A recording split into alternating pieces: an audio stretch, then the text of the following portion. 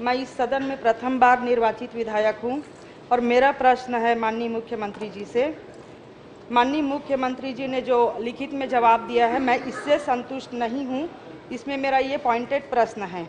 मेरे प्रश्न के उत्तर में माननीय मुख्यमंत्री जी ने बताया है कि वर्ष 2022-23 एवं 2023-24 में अवैध रेत उत्खनन की कोई शिकायत प्राप्त नहीं हुई है। औचक निरीक्षण में एक प्रकरण दर्ज किया गया है जिसमें 72,000 रुपये समझौता शुल्क वसूला गया है। माननीय अध्यक्ष महोदय, आज ही के प्रश्नोत्तरी में मेरे ही अतारांकित प्रश्न क्रमांक 39 के परिशिष्ट 47 में उसी अवधि में जिले में अवैध रेत उत्खनन के 10 प्रकरण दर्ज किए गए हैं। ऐसा माननीय मुख्यमंत्री जी ने लिखित में उत्तर स्वीकार किया है। माननीय अध्यक्ष महोदय, इसमें से कौन से उत्तर को मैं सही मानूं? माननीय अध्यक्ष महोदय, माननीय सदस्य ने जो विषय उठाया है उसमें मैं स्पष्ट करना चाहूँगा कि जो वर्तमान में अभी जांजगीर चांपा जिले में एक रेत खदान चल रहा है ग्राम बोरसी में, अनुमति उसी को प्राप्त है आज की तारीख में। एक और अभी 15 फरवरी को प्रोसेस हुआ है।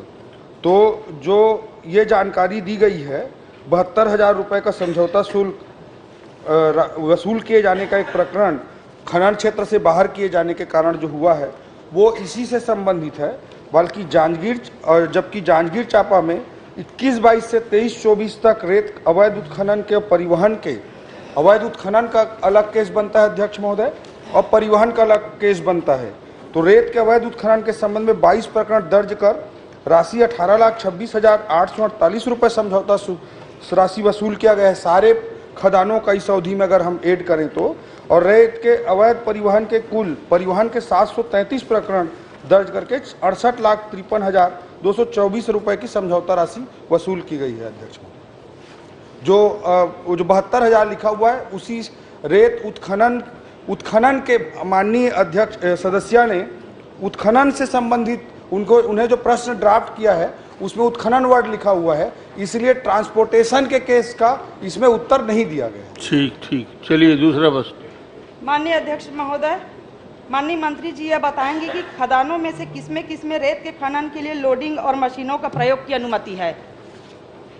इन खदानों में अध्यक्ष महोदय किसी भी खदान में मशीन से लोडिंग अनलोडिंग की अनुमति नहीं है। यह अनुमति पर्यावरण विभाग द्वारा जो इसी दिया जाता है इन्वायरमेंट क्लियरेंस, उसमें मेंशन होता है।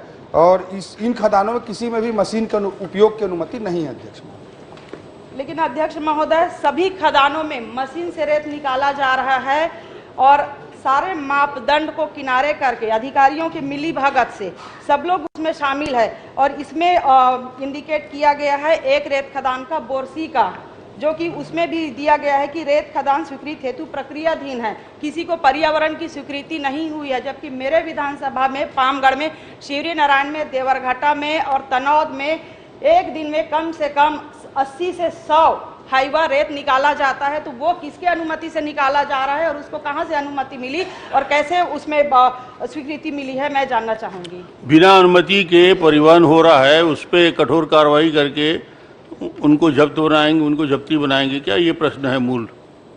एक ही प्रकरण में अध्यक्ष महोदय अनुमति है, और जो बिना अनुमति के अगर बिना क्लियरेंस बस वही प्रश्न है के कर रहे हैं उसमें निश्चित रूप से विभाग जब्ती बनाइए, कठोर कार्रवाई करिए, ये इनका प्रश्न है मूल। एक प्रश्न अध्यक्ष महोदय, प्रश्न जांजगीर चांपा जिले का भर नहीं है, ये पूरे प्रदेश में रेत के खदानों को टेंडर में लेकर के मनमानी करने का ठेकेदारों की प्रवृत्ति है। मैं तो माननीय मंत्री जी से बोल रहा हूँ ना, अभी हेलीकॉप्टर मंगवा लीजिए और यहाँ से बैठ के चलिए नदी के ऊपर। अगर आपको 200 पोकलेन और डोजर नहीं मिलेंगे तो मैं विधानसभा से इस्तीफा दे दूंगा। प्रश्न ये है कि अनुमति नहीं है, लेकिन बिना अनुमति क्यों चलाते हैं? तो कैसे चलाते हैं अध्यक्ष महोदय? आप अभी चलिए, अभी आप अपने अधिकारियों को ऑर्डर करिए, अगर 50 पोकलेन नहीं मिलेंगे नदी के अंदर, अध्यक्ष जी पुल के नीचे के तक गोड़ा को तक खोद करके बर्बाद कर दिए हैं। बिलासपुर में तो अरपा को नोच करके पता नहीं क्या क्या बना दिए हैं।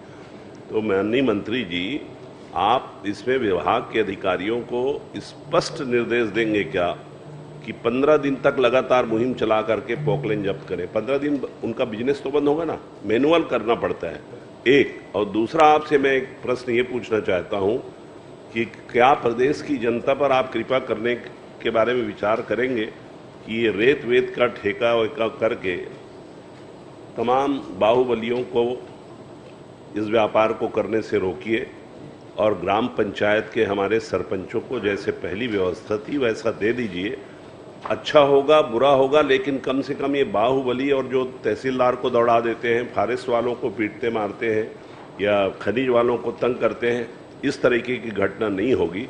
तो आप 15 दिन तक के हर घाट पे रोज चेकिंग करवाएंगे क्या? एक, और दूसरा, क्या आप विचार करेंगे कि इस प्रकार के इस ठेके को निरस्त कर दें? 200-250 करोड़ रुपये से ज़्यादा आता नहीं, पर तमाशा पूरा होता है अध्यक्ष महोदय।